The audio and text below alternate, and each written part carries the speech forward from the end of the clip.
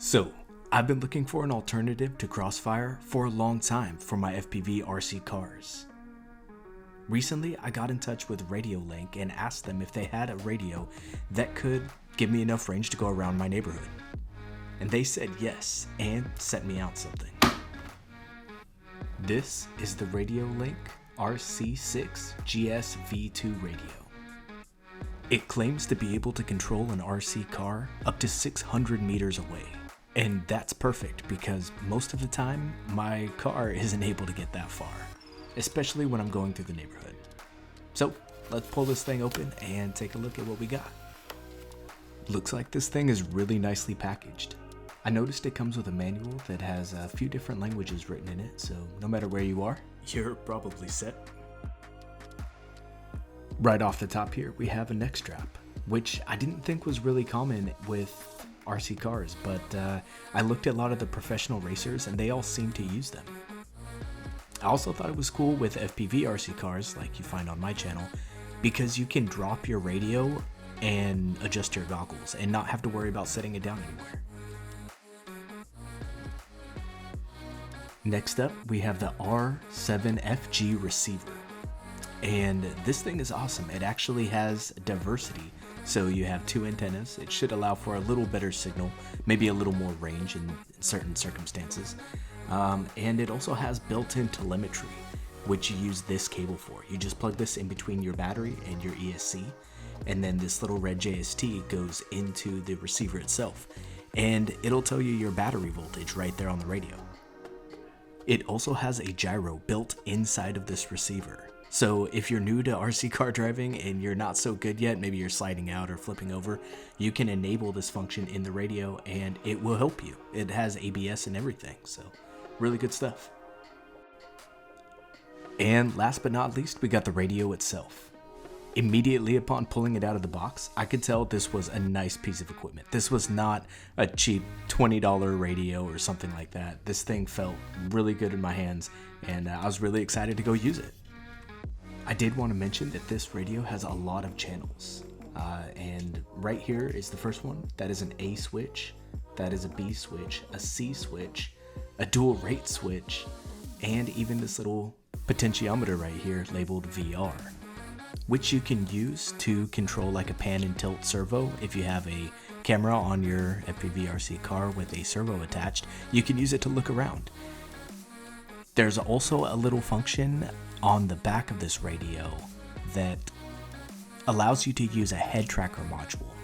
I don't have one, but you can plug right into this little bit right here and have a head tracker module allow you to look around with your RC car. It's pretty slick. It's also the same port that allows for Crossfire to plug in. But the whole point of this radio is that it's not necessary to have Crossfire. It has enough range to go through your whole neighborhood or really far away without the need for the external Crossfire module. I'll show you guys how to use Crossfire with this radio in another video. This is just the overview, and I'm actually going to test it here in just a minute and see if we can actually put it through its paces. Now, really quick, I just started to jam through the menu on this radio and I realized this thing goes so deep. It is so programmable and allows you to do so many different things that there's no way I could get into all of them in the video.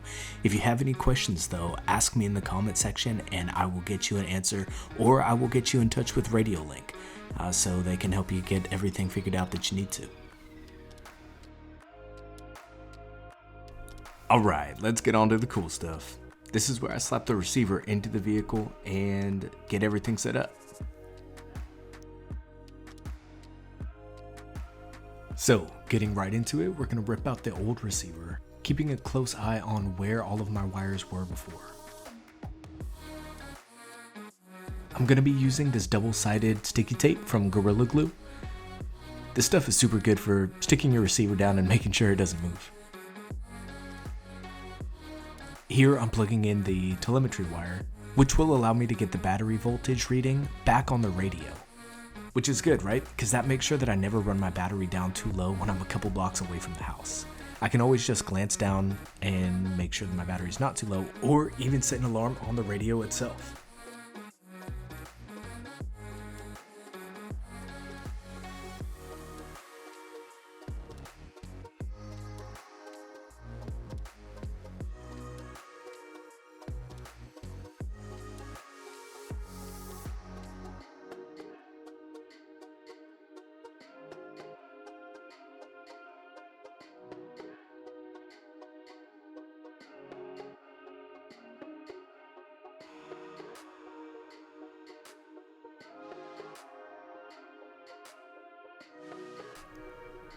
So the best way to mount your second antenna is farther away from the first antenna and at a different angle.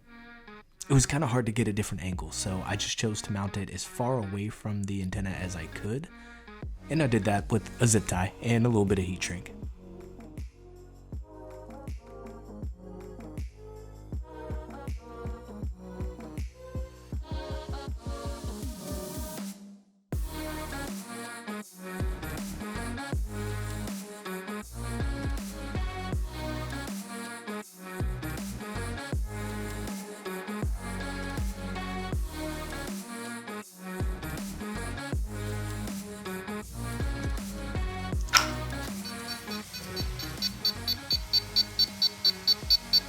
So I did get this alarm right off the bat, and it's actually because I'm running my car on a 2S battery, and the radio's low voltage alarm is automatically set for a 3S battery.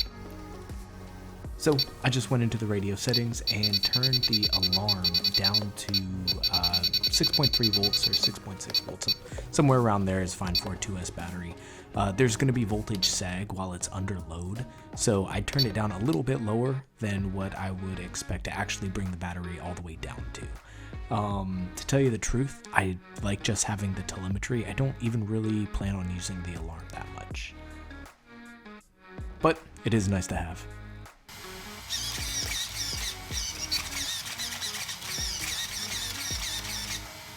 Now, I did notice just how fast the telemetry updates the voltage of the battery on the radio. It's really impressive that you get that type of refresh rate because it can show you exactly how good your battery is or how low the voltage gets when you give it a hard pull. You can see the voltage difference just from me messing with the servo on the steering.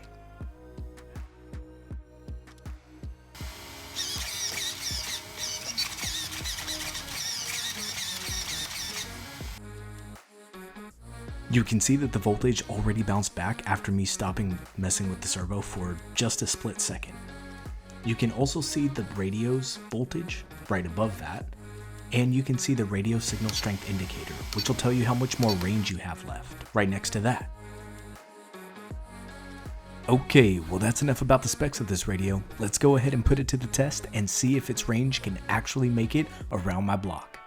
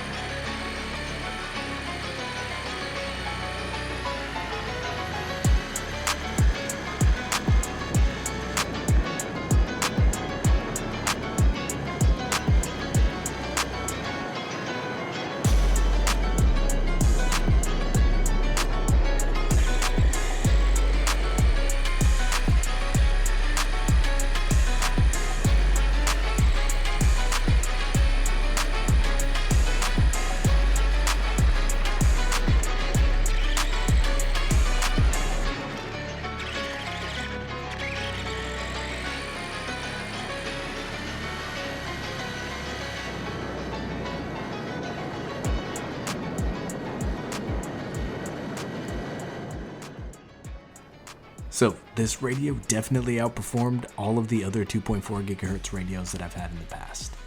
Spectrum, Traxxas, pretty much any other brand didn't make it around the block. They cut out way early. So if you're interested in this radio, take a look at the link in the description. It really helps me out if you go and check out those links. And make sure to say what's up in the comments. Okay, right on guys. Later.